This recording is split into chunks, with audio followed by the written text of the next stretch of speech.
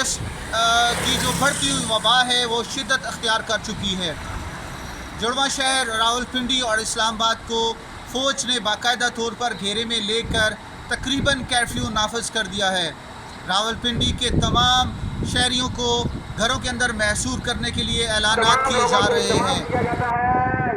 दाखिली और ख़ारजी रास्तों के ऊपर फ़ौज ने सख्ती से शहरियों को बाहर जाने और शहर के अंदर दाखिल होने से रोक दिया है।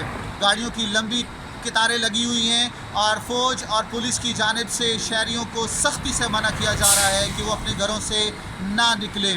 मुतअद्दिद शहरियों को खिलाफ वर्जी करने की वजह से गिरफ्तार और मुकदमात दर्ज किए जा रहे हैं। इस्लामाबाद के मशहूर इलाके बाराकाऊ को मुकम्मल तौर पर सील कर दिया गया है। हुकूमत की जानिब से और अफवाज पाकिस्तान की जानिब से ये ऐलानात और ताकीद की जा रही है कि शहरी अपने घरों से किसी भी सूरत में ना निकलें। जी।